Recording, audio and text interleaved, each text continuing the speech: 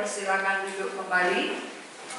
Mari kita bersama-sama membaca dari Galatia pasal 3 ayat 8 sampai 14. Galatia pasal yang ketiga ayat 8 sampai 14. Kita baca dalam bentuk responsoria. Saya baca ayat genap, saudara baca ayat ganjil. Galatia pasal yang ketiga ayat 8 sampai 14. Saya akan bacakan. Saudara baca ayat ganjil, kita bergantian.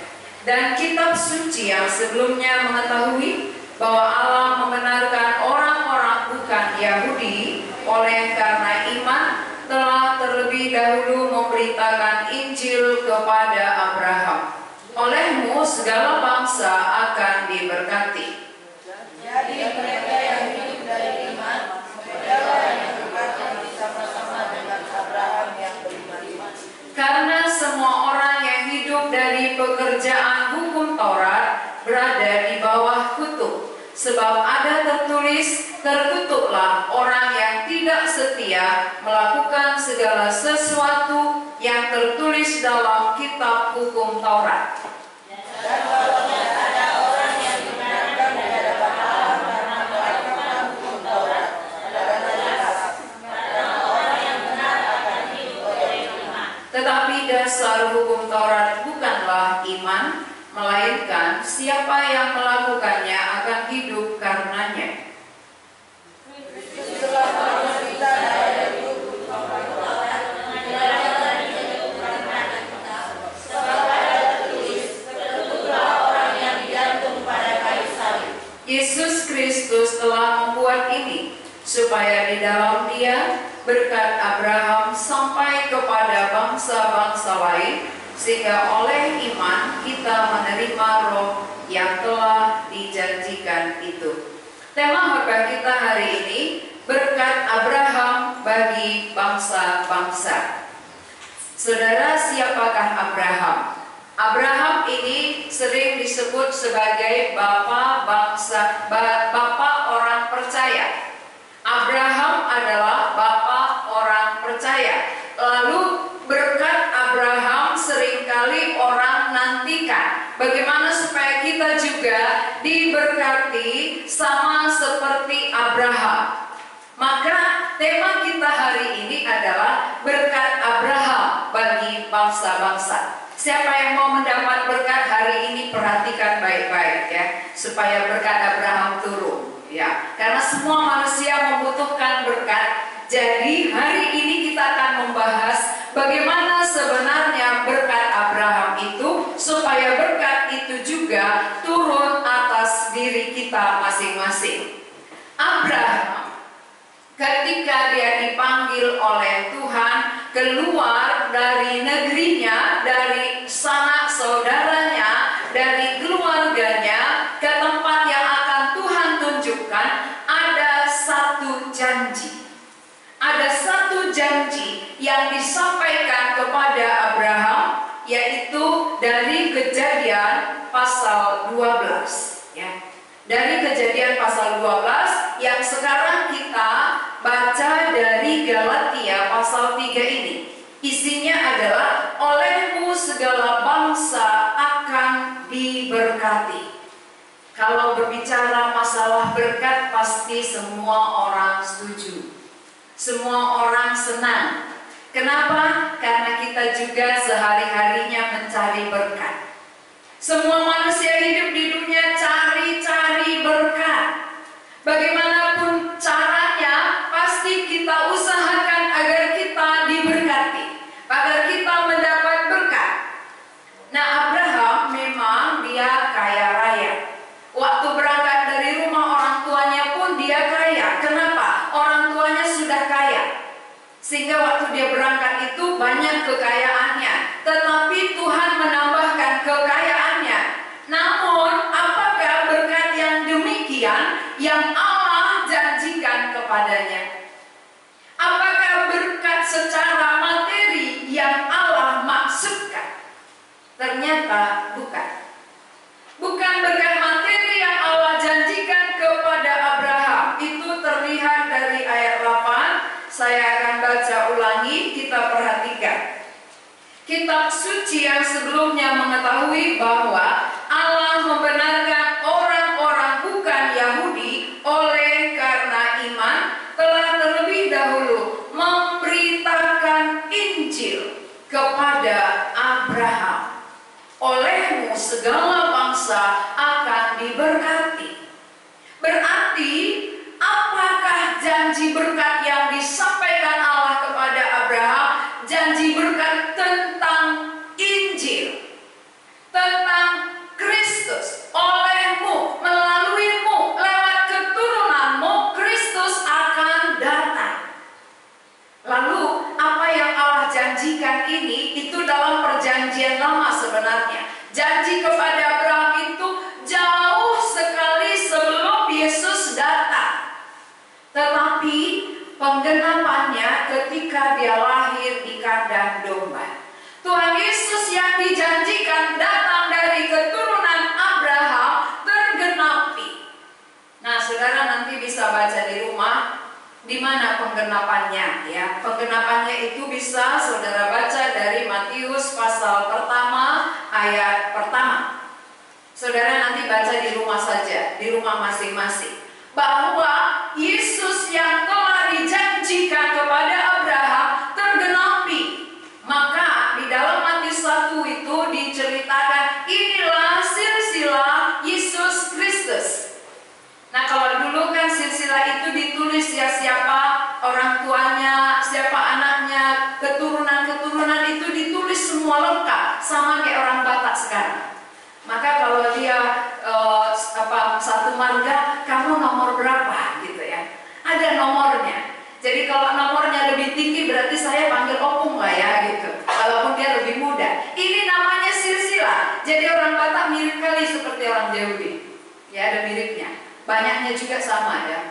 Ya, orang Yahudi berkembang sekali, berkembang biak, begitu banyak. Orang Batak juga berkembang biak, di mana-mana ada orang Batak ya. Maka di mana-mana kita bisa ketemu bahasa Batak.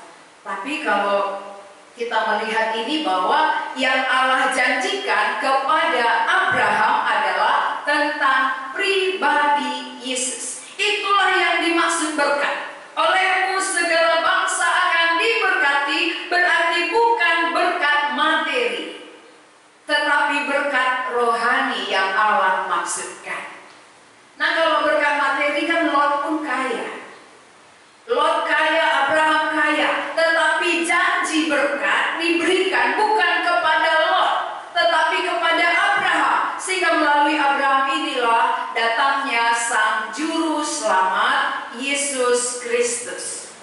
Jadi kalau demikian saudara, apa yang dimaksud olehmu segala bangsa akan diberkati, melalui keturunan Abraham akan datang Juru Selamat. Melalui Abrahamlah, keturunannya lah lahir Yesus Kristus. Ya, jadi ini sudah digenapi saudara. Kalau sudah digenapi berarti apa yang Allah janjikan, apa yang Allah telah tetapkan, katakan, sampaikan, semuanya tergenapi. Semuanya jadi. Sekarang yang mau kita pikirkan adalah mengapa semua yang dia katakan jadi, itu bukti bahwa dia Allah. Kalau kita yang berjanji belum tentu kita mampu menggenapinya. Belum tentu semua yang kita janjikan jadi. Ya, kita janji kepada anak kita, nakku nanti kalau kamu juara, saya akan belikan sepedamu. Kalau kamu juara umum, saya akan belikan laptopmu. Nah, ketika dia juara, belum tentu kita bisa beli, belum tentu kita bisa penuhi. Kenapa? Nggak mampu, nggak ada uang. Pas waktu itu kita nggak mendapat berkat materi, sehingga nggak bisa memenuhi janji. Tapi Allah yang berjanji, apa yang dia janjikan, dia berkuasa menggenapinya, dia berkuasa menepatinya dan melakukan. Sehingga semua janji Tuhan pasti genap. Semua apa yang Tuhan katakan pasti jadi, saudara. Gak ada yang tidak digenapi. Berarti kita nggak perlu ragu. Ya, bagian kita adalah mengingat janji, mengerti janji, percaya. Setiap orang yang percaya akan janji Allah, maka janji itu genap di dalam diri kita. Mengapa janjinya belum genap? Karena kita nggak percaya. Banyak sekali manusia lebih percaya kepada janji manusia daripada janji Allah itu sendiri. Kalau Allah yang menjanjikan masih ada keraguan. Tapi kalau manusia yang berjanji kita langsung percaya. Nah, padahal manusia yang sering mengecewakan kita, Allah tidak pernah mengecewakan. Allah selalu menepati sesuai dengan janjinya. Jadi janji kepada Abraham sudah digenapi, saudara. Nah, kita teruskan. Karena semua orang yang hidup dari pekerjaan hukum Taurat berada di bawah kutuk. Sebab ada tertulis, terkutuklah orang yang tidak setia melakukan segala sesuatu yang tertulis dalam kitab Taurat. Abraham percaya kepada janji tentang kedatangan Kristus, itulah yang membenarkan dia.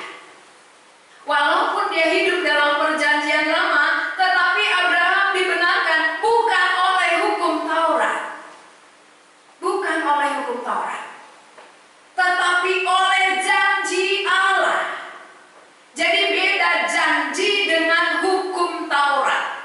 Kalau hukum Taurat itu diberikan 430 tahun kemudian sesudah janji. Jadi duluan janji kepada Abraham, baru muncul 430 tahun kemudian baru muncul hukum Taurat yang diberikan kepada Musa. Berarti kalau demikian, saudara, yang membenarkan manusia bukan hukum Tauratnya, tetapi janji. Apa rupanya janji Allah? Janji tentang kedatangan Yesus melalui Abraham. Dan janji itu sudah genap. Lalu kita bisa bertanya, kalau demikian, Abraham dibenarkan oleh apa? Abraham sebagai bapa orang percaya dibenarkan oleh siapa? Abraham sendiri dibenarkan oleh Yesus Kristus. Walaupun waktu itu Yesus belum datang, masih dalam bentuk janji, tetapi Abraham percaya akan janji itu. Itu yang membenarkan dia. Kenapa? Karena hukum Taurat itu tidak ada satu manusia pun yang bisa dibenarkan olehnya. Sekarang kita bisa tahu ya, yang sering diajarkan kepada kita adalah 10 hukum Taurat. Dari 10 hukum Taurat ini saja, 1 gagal, 9 bisa kita lakukan. Ini semua sia-sia. Walaupun saudara mampu melakukan 9 hukum Taurat, 1 saja gagal, maka semua gagal. Berarti adakah yang sanggup melakukan seluruhnya? Tidak ada. Oleh karena itu firman Tuhan mengatakan bahwa terkutuklah orang yang berada di bawah hukum Taurat. Kenapa terkutuk? Karena 1 saja gagal, semua gagal. Berarti kalau aku berusaha dibenarkan dengan melakukan hukum Taurat, aku masih di bawah kutukan. Aku masih terkutuk karena tidak akan bisa melakukan seluruh hukum Taurat. Tak ada yang mampu, tak ada yang sanggup. Karena 1 saja gagal, maka gagallah seluruhnya. Saya senang membuat ilustrasi, walaupun saya nggak sering buat kue, tapi saya buat ilustrasi cara memasak kue bolu ya. Kalau kue bolu itu 8 telurnya, kalau salah nanti dikoreksi ya. 8 telur. Nah, ketika dipecahkan telurnya semua, tinggal 1, yang terakhir rupanya busuk. 7 bagus, terakhir busuk, tapi sudah tercampur semua. Nah, menurut ibu-ibu yang senang buat kue, masih maukah menyajikan kuenya? Pasti semua sudah tercemar. 7 yang baik itu dengan 1 yang busuk akan membusukkan keseluruhannya. 1 saja dosa kita akan membuat segala perbuatan kita, kebaikan kita tercemar, saudara. Maka itulah dasarnya. Tidak ada satu manusia pun yang bisa dibenarkan di hadapan Allah karena melakukan hukum Taurat. Terkutuklah orang yang tidak melakukan segala sesuatu yang tertulis di dalam hukum Taurat.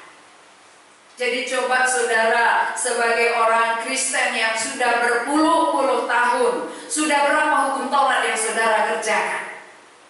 Coba hitung. Atau hukum Taurat 10 pun nggak hafal, ya. Bagaimana ngerjakannya? Udah lama Kristen, tapi 10 hukum Taurat pun nggak tahu. Hukum pertama apa?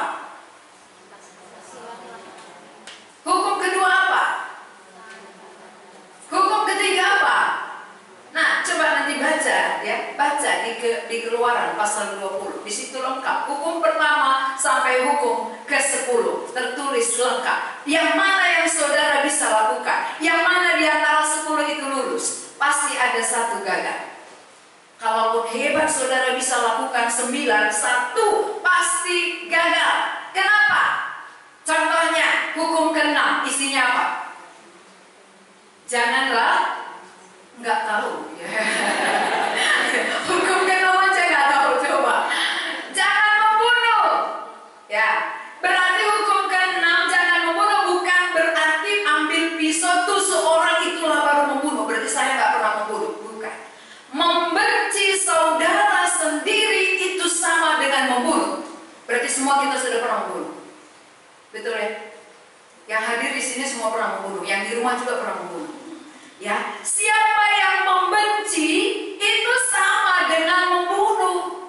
Jangan-jangan sampai sekarang saudara benci dengan saya karena saya sampaikan kebenaran. Kan gitu ya. Wah, terlalu tegas itu, dosa-dosa terus. Kenapa nggak berkat-berkat aja? Nah, hari ini berkat pun ya, berkat pun ada kutubnya lagi. Makanya banyak yang dengar khotbah saya nggak suka dia. Kurang enak, dosa terus gitu. Maunya berkat-berkat, kenapa? Mujizat. Kalau saya sampaikan berkat enak di telinga saudara, masuk neraka, mau setuju? Tentu tidak. Lebih baik di sini keras supaya membuat saudara berbalik untuk dibenarkan, karena sekali hidup. Sesudah itu tak ada kesempatan. Maka khotbah saya nggak saya tutup-tutupi ya. Apa yang benar? Karena kebenaran ini yang bisa membenarkan saudara. Kalau bukan Kristus, tidak ada satu manusia pun yang benar di hadapan Allah. Hanya Kristus yang membenarkan. Olehnya semua bangsa di muka bumi diberkati. Berkat rohani, berkat keselamatan jiwa. Dan itu yang termahal. Itu yang terpenting. Jadi saudara-saudara, semua kita pasti di bawah kutukan karena tidak ada yang sanggup, tidak ada yang lulus dari hukum Taurat. Jadi karena kita tidak ada yang lulus, tidak ada yang sanggup mengerjakan seluruhnya, maka satu pribadi yang dijanjikan itu, pribadi Yesus, lahir dari keturunan Abraham. Dialah yang terkutuk. Tadi ingat ya, terkutuklah orang yang tidak setia melakukan segala sesuatu yang tertulis di dalam hukum Taurat. Maka sekarang kutukan-kutukan kita ini ditanggung oleh satu pribadi, ditanggung oleh Tuhan Yesus. Dia digantung di kayu salib, maka dialah menjadi terkutuk. Terkutuklah orang yang digantung di kayu salib. Mari kita baca ayat 13. Kita baca bersama-sama. 2, 3 ya. Kristus telah menebus kita dari kutuk hukum Taurat dengan jalan menjadi kutuk karena kita, sebab ada tertulis, terkutuklah orang yang digantung pada kayu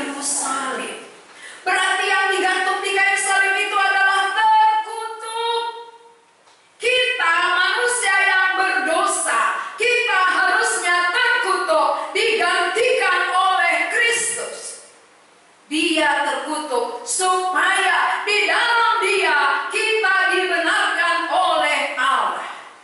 Berarti nggak ada yang bisa menggantikan kita untuk dibenarkan selain pribadi Yesus. Ini sangat penting, saudara. Jauh sebelum kedatangannya sudah dijanjikan. Dan apa yang dijanjikan itu digenapi. Sekarang apa yang sudah tergenapi disampaikan kepada kita. Bagian kita seharusnya tidak ada keraguan lagi.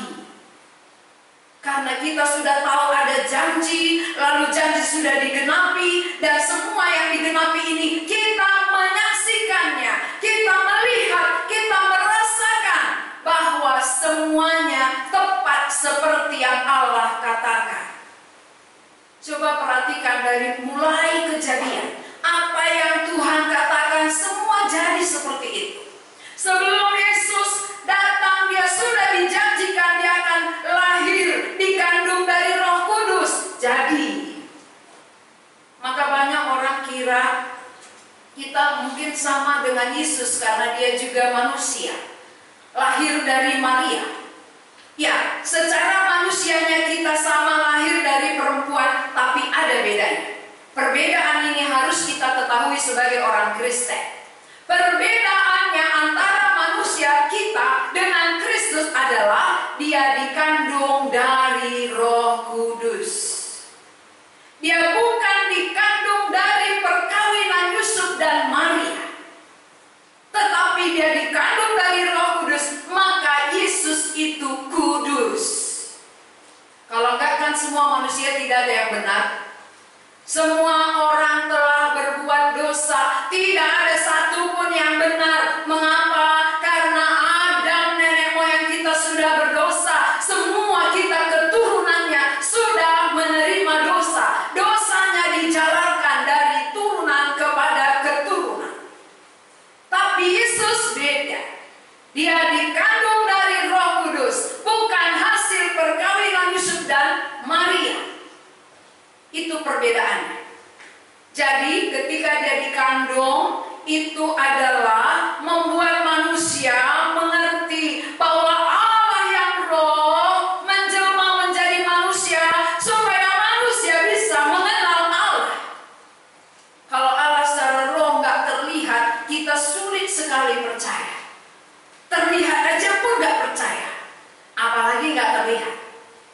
Allah yang adalah roh yang tidak terbatas datang ke bumi menjelma menjadi manusia terbatas supaya kita bisa percaya bahwa apa yang Allah janjikan kepada Abraham tergenapi. Kalau demikian, saudara, nggak ada alasan manusia untuk tidak percaya. Jadi siapa nanti yang ke neraka itu bukan salah di pihak Allah.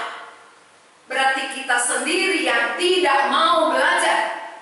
Kita yang tidak mau mengenal Allah dengan benar. Kita mau tetap mempertahankan konsep kita yang salah. Kalau saudara tetap pertahankan konsep yang salah, gak mau bergeser dengan menerima kebenaran dari Allah, salah sendiri. Kalau salah sendiri, tuai sendiri akibatnya. Maka hari ini saya sampaikan berkat Abraham yang disampaikan oleh Allah adalah berkat rohani, bukan berkat materi. Kenapa? Karena materi tinggal di dunia. Karena materi hanya sementara. Karena materi akan berakhir, tetapi yang rohani kekal selamanya. Jadi Allah adalah roh. Dia datang menjelma menjadi manusia supaya membawa manusia yang jasmani ini menerima yang rohani, supaya kita akan ikut dengan Dia selamanya. Berarti manusia yang jasmani tanpa Allah yang roh ada di dalam kita, maka kita tidak akan diterima, tidak akan pernah dibenarkan oleh Allah. Jadi saudara-saudara yang dikasihi oleh Tuhan, Seringkali pikiran kita, pandangan kita jauh berbeda dengan pandangan Allah, dengan pikiran Allah. Allah pikirkan jiwa kita, kita pikirkan jasmani kita. Allah pikirkan kita selamat-selamanya, kita pikirkan selamat sementara. Berarti pikiran kita sangat terbatas. Pikiran Allah luas. Maka orang yang menerima pikiran Allah, pikirannya ikut menjadi luas dan dia bisa memikirkan perkara kekal. Tapi kalau kita hanya memiliki pikiran manusia, maka kita terbatas seperti ini. Kita hanya tertutup, maka pandangan kita dibatasi oleh materi ini. Tapi orang yang menerima Allah yang roh, yang tidak terbatas, pandangannya luas, maka dia memandang kepada yang kekal. Dia memandang ketidakterbatasan. Itu membuat kita punya pengharapan, hidup dalam pengharapan. Pengharapan itulah menjadi penghiburan kita. Coba kalau orang berumah tangga tapi nggak ada pengharapannya. Berumah tangga, orang berumah tangga dia, tapi tanpa pengharapan, pasti menjalaninya ya menderita. Tapi kalau orang berumah tangga ada pengharapan, ada yang dia harapkan dari rumah tangganya. Oh, rumah tanggaku nanti menjadi berkat bagi keluarga yang lain. Rumah tanggaku nanti punya keturunan yang memuliakan Allah. Nah, pasti harapan-harapan seperti ini membuat dia bersuka cita menjalani rumah tangganya. Saudara dulu berumah tangga karena apa? Oh, karena pandangan mata, gitu ya. Dan saya tertarik dengan matanya yang sipit, makanya saya berumah tangga. Saya tertarik dengan hidupnya mancung, maka saya berumah tangga. Ini artinya pandangan yang sempit. Tapi kalau pandangan kita kepada Allah, sama-sama kepada yang kekal, ini memberi pengharapan-pengharapan yang kekal. Ini membuat kita bersuka cita, walaupun sering ada beda pendapat. Mana mungkin suami istri selalu sejalan ya? Yuk sama kesini, yuk. Nah, kesini, yuk, ya nggak ada. Suami istri dimanapun nggak ada. Pasti beda pendapat itu selalu ada. Tetapi di tengah-tengah beda pendapat ini tujuannya apa? Ya, ada yang ketawa itu. Kenapa? Karena dia sering beda pendapat gitu. Beda pendapat dengan suami, dengan istri, sehingga oh itu pengalamanku gitu. Nah, dalam hal ini, apakah dalam perbedaan pendapat itu ada satu tujuan kita? Walaupun pendapat berbeda, kalau tujuan sama, inilah yang membuat keluarga kita bisa bertahan. Ini membuat keluarga kita kokoh. Tapi kalau tidak ada sama pandangan, sama tujuan, maka keluarga biasanya cekcok. Ya, keluarga sering sekali cekcok dan berakhir kepada perceraian. Karena apa? Karena tidak ada satu tujuan yang jelas. Jadi hari ini saudara, kita melihat bahwa tidak ada seorang pun yang dibenarkan oleh karena melakukan hukum Taurat. Pengalaman saya dulu, saya kira dengan saya giat melakukan hukum Taurat, saya akan dibenarkan. Maka saya sangat giat mengerjakan hukum Taurat. Tapi di tengah-tengah saya giat, gagalnya lebih banyak. Waktu gagal-gagal itu saya berjuang, gagal lagi. Akhirnya saya bertanya, Tuhan, bagaimana sebenarnya dibenarkan itu? Saya sudah berjuang melakukan hukum-hukum-Mu, tapi saya selalu gagal. Saya tidak mampu. Lalu bagaimana caranya Tuhan saya bisa dibenarkan? Barulah Tuhan berbicara dari Efesus 2 ayat 8 bahwa kamu kuselamatkan bukan oleh usahamu. Kamu kuselamatkan bukan oleh pekerjaan, tetapi itu kasih karunia. Yesus diberi adalah kasih karunia, bukan usaha manusia, bukan pekerjaan kita. Tapi Allah yang berbelas kasihan, Allah yang melihat manusia di bawah kutukan oleh karena dosa, tidak mampu keluar, maka Allah pemilik memikirkan kita. Dia tidak mau kita di bawah kutukan, maka dia datang ke bumi menjelma sama seperti kita. mengambil rupa seperti manusia. Kalau boleh tanya, kenapa dia nggak mengambil rupa seperti kuda? Ya, kan dia bisa mengambil rupa seperti apa saja. Kenapa Yesus mengambil rupa seperti manusia? Karena yang mau diselamatkannya adalah manusia, bukan hewan. Kalau hewan itu dia tidak punya jiwa, sehingga hewan mati selesai. Maka berapa hewan satu hari habis kita babat, ya? Berapa hewan satu hari itu mati, tapi tidak masuk neraka. Hewan mati masuk perut, buang ke jamban, selesai. Tapi kalau manusia mati, jiwanya tidak ikut mati. Jiwa manusia tidak ikut mati. Tetapi roh jiwa manusia ketika tubuh mati, ini dibawa oleh malaikat. Dibawa malaikat ke dua tempat. Satu pangkuan Abraham, itu kesenangan. Satu alam maut, itu penderitaan. Berarti berakhir tubuh di bumi, jiwa roh tidak pernah berakhir. Siapa yang belum mengerti selama ini perlu digarisbawahi. Jiwa roh manusia tidak pernah mati.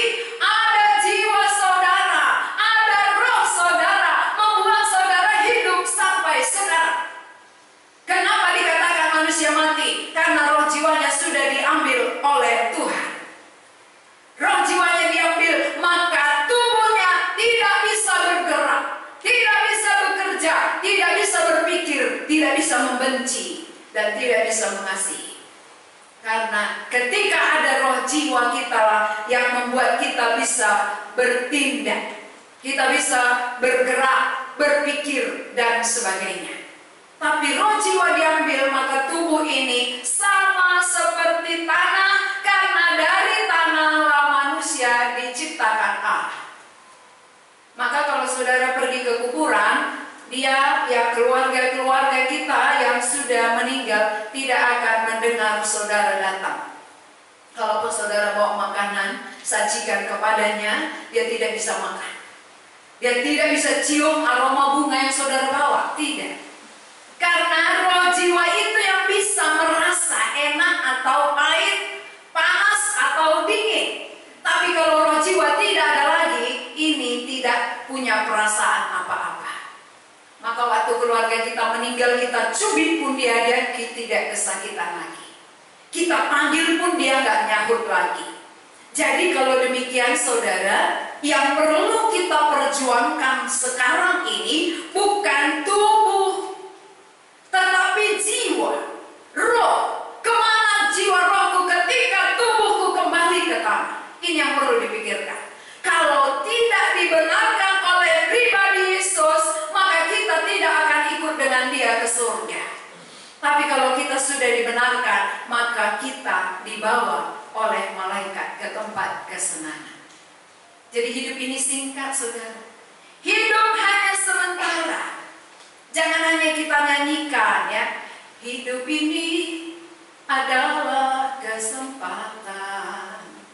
Hidup ini untuk melayani Tuhan, tapi tidak pernah dipakai, ya. Hanya dinyanyikan tapi tidak dipikirkan. Hidup ini hanya kesempatan. Kesempatan itu apa? Kesempatan untuk dibenarkan. Sesudah dibenarkan baru bisa melayani Tuhan. Kalau kita belum dibenarkan, gak mungkin bisa melayani Dia. Dengan dosa-dosa kita melayani Tuhan gak layak. Dibenarkan dulu baru kita bisa melayani Dia. Jadi kedatangan Tuhan Yesus adalah melepaskan manusia dari kutukan. Jadi siapa yang sampai hari ini hidupnya berat, tertekan oleh karena dosa dan pemberontakan, kedatangan Kristus adalah memberi berkat bagi saudara. Kematiannya di kayu salib adalah melepaskan saudara dari kutukan itu, sehingga saudara bukan lagi di bawah kutuk, tetapi dibenarkan oleh Allah, berjalan bersama dengan Allah di tengah-tengah dunia yang saksikan ini menuju kepada rumah Bapa yang kekal. Kalau ini pengharapan kita, maka banjir-banjir pun ada sukacita. Tapi kalau tidak ada pengharapan, saudara, di tengah kesulitan, aduh, jiwa sudah tertekan, situasi tidak mendukung, akhirnya menangis dan menangis, ya. Menangis dan menangis, tambah lagi banjirnya. Udah banjir di luar, banjir lagi air matanya. Ya, tapi kalau ada pengharapan, aku lepas dari kutukan, aku dibenarkan oleh Allah, situasi di luar tidak terlalu mempengaruhi kita. Ada damai, ada sukacita, hidup dalam pengharapan. Aku akan bersama Tuhan di dalam kekekalan. Jadi sudahkah turun berkat Abraham bagi saudara? Berkat yang mana saudara terima selama ini? Berkat apa yang saudara perjuangkan selama saudara hidup di bumi ini? Kalau kita hanya memperjuangkan berkat-berkat materi, maka itu akan binasa. Itu semua akan ditinggalkan. Tapi kalau berkat rohani yang turun dari keturunan Abraham, yang datang melalui keturunannya, dan itu sudah digenapi, saudara percaya akan dibenarkan. Setiap orang yang percaya dibenarkan, itu dari ayat 14 kita baca bersama-sama. 2-3 ayat. Yesus Kristus telah membuat ini supaya di dalam Dia berkat Abraham sampai kepada bangsa-bangsa lain, sehingga oleh iman kita menerima roh yang telah dijanjikan itu. Berarti mengapa Yesus mau tertutup? Dia melakukan itu agar berkat Abraham turun kepada bangsa-bangsa yang ada di dunia ini oleh iman percaya kita. Jadi berkat itu sudah turun. Bagaimana itu sampai kepada diri kita masing-masing? Kalau kita beriman kepada Yesus yang lahir dari keturunan Abraham, Yesus yang terkutuk untuk membenarkan kita. Siapa yang percaya bahwa Yesus menggantikan kutukannya, dia dibenarkan. Dan orang yang percaya kepada Yesus menjadi benar di hadapan Allah. Walaupun kita berdosa, tetapi lewat kutukan yang telah dialami oleh Tuhan Yesus, kita menjadi benar. Saudara-saudara yang sampai saat ini belum yakin dibenarkan Allah, inilah jawabannya. Kristus telah terkutuk untuk saudara. Ketika saudara percaya, ketika saudara menerima Kristus, saudara pasti dibenarkan. Inilah kebutuhan, inilah berkat, berkat-berkat rohani yang diturunkan Allah melalui Abraham dan sudah sampai kepada kita. Sehingga kita masing-masing harus percaya. Setiap orang yang percaya menerima Kristuslah yang bebas dari kutukan dan mendapat berkat rohani. Itulah keselamatan jiwa. Bagi saudara yang sudah lepas dari kutukan, bukan selesai di situ.